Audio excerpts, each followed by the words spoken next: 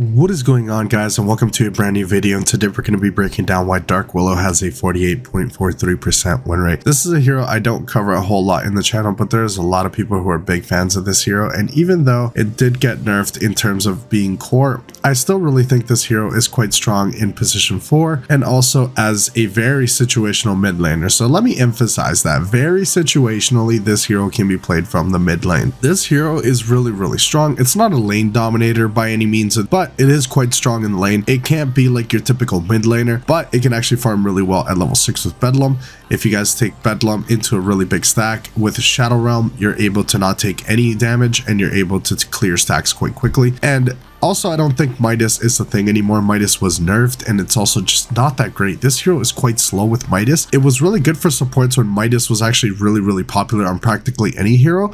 But nowadays, I don't think Midas is a really good build up for core Dark Willow. Now, if you guys don't know your matchups, which I will be explaining later down the line in this video, you guys should not be playing core Dark Willow. You will get a lot more value easily from playing support Dark Willow because Brambles is just so good. Curse Crown is just such a good ability as well. It provides a lot of utility, but if you don't understand on how to play this hero, you shouldn't be playing it core because this hero can definitely feed. When I was learning how to play Dark Willow, when it was actually good for a meta core, it was quite difficult for me to actually get value from this hero because it was just so slow. The buildup was very slow. So I'm going to be giving you guys a pretty good buildup that you're going to get value a lot faster and you're going to be able to join team fights a lot easier. So basically the build is going to be you go for a bottle, you go for a Wraith Band, you go into treads, and then you can go into a Blink Dagger or an Aghanim Scepter. It honestly depends. If your team is lacking a little bit catch, or if you want to be able to jump the backline and blow them up quickly with Bedlam, then you can get a Blink Dagger. If not, you can go for the Aghanim Scepter and go straight for a Moon Shard. That's what's going to help you right click like a boss with your Shadow Realm, which is one of your strongest toolkits. It's really good. So I highly recommend that. Aghanim Scepter is just a must. It's kind of like if you're playing core Ancient Apparition, you need the Aghanim Scepter. This hero is kind of the same. You're going to get a lot more damage and a lot more value with playing this character with Aghanim Scepter. And if you are struggling in the early game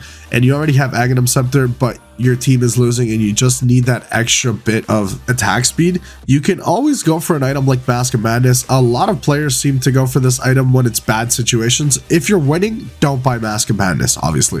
If you're losing and you have to defend a high ground and you already have Aghanim Scepter, I think Mask of Madness is a really good pickup. You could also pick up Dragonlance. Really good stats for the price. It's one of the better items on Dark Willow. It's definitely very overlooked and it's an item that can help you a lot. That extra range is always going to be very beneficial for you. You're going to be able to hit Shadow Realm from way further, and it's just overall going to benefit you quite a lot from a very nice item, and it's very cost effective. Now, if you are playing support Dark Willow, the build is going to be either Mana Boots or Tranquil Boots, so that's definitely up to you. If you plan on being really active, you should go for Mana Boots. If you're just trying to sustain a little bit better, you should go for the Tranquil Boots. And now you should go for Eul Scepter, Force Staff. You could go for a Vessel as well. If your team needs a Vessel carrier, Dark Willow is a very fantastic Vessel carrier. It's really good stats for the hero as well. So keep that in mind. If your team needs an Urn or a Vessel carrier, you should be able to pick that up. You still go for the regular support items like Glimmer. These items are going to help you sustain in the fight. They're going to help your team out. And Force Staff is always going to be really good on this hero because it's going to help you get out of really sticky situations,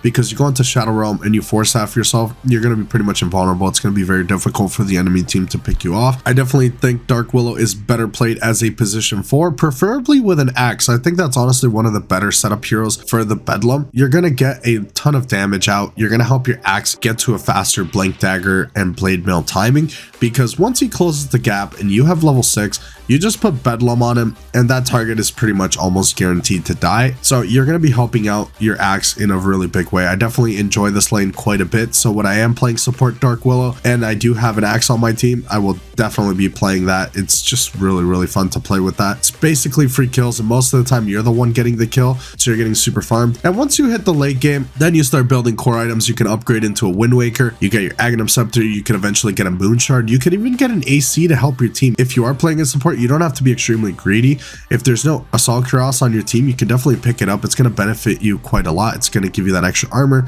and that very nice attack speed that is definitely going to be very beneficial for you with the Aghanim Scepter. But I think this hero is really strong in the core position if played correctly. If you guys are Dark Willow spammers, let me know in the comments section if you guys are spamming Dark Willow mid. Its win rate is definitely not bad. It's not amazing, but it's definitely 48%. It's not bad. So it can definitely still be played. I just think its main position is support right now because core Dark Willow was nerfed quite a bit. but I'm still seeing Immortal players rocking out the Dark Willow. Most players are not expecting mid Dark Willow.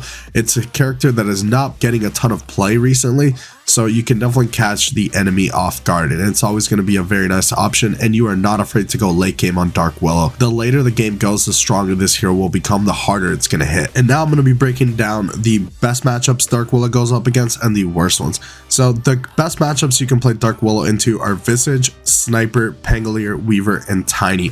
These heroes you do very well against because you're able to deal with them quite easily, and you're able to escape them as well. If you build correctly, you shouldn't have any issues against these heroes. But she's typically bad up against heroes like Naga, Axe, Juggernaut, Legion Commander, Brewmaster. Basically heroes that can easily blow you up or lock you down for a long time like a Legion Commander.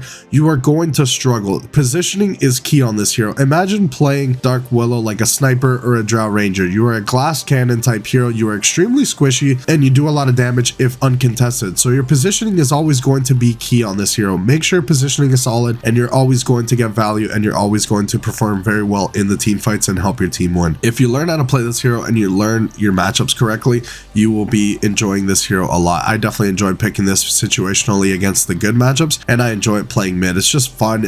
They're not expecting it, and some people might say it's griefing or it's just a really weird pick, but picking weird mids is honestly way more fun than playing meta most of the time, because meta can get super stale. It just gets boring and very predictable. So I definitely enjoy from time to time playing wacky mids and just finding new creative builds on how to play the hero and how to make the hero work. Dark Willow is one of those heroes. It's not a very conventional mid, but you can still get a lot of value out of playing this hero if played correctly. If you guys would like to buy any merch, links will be down below, and if you guys want to support the Patreon, I would really appreciate any help. Helps out the channel a ton, so I'd really appreciate any kind of help. I'm trying to build the setup as best as I could so I can bring you guys much better content and eventually be able to live stream, as my current PC does not have the capability of live streaming. So I am trying to save up and buy a new PC so I'm able to live stream. So any help, links in the description down below. Thank you so much for watching. I will see you guys in the next one. Take it easy.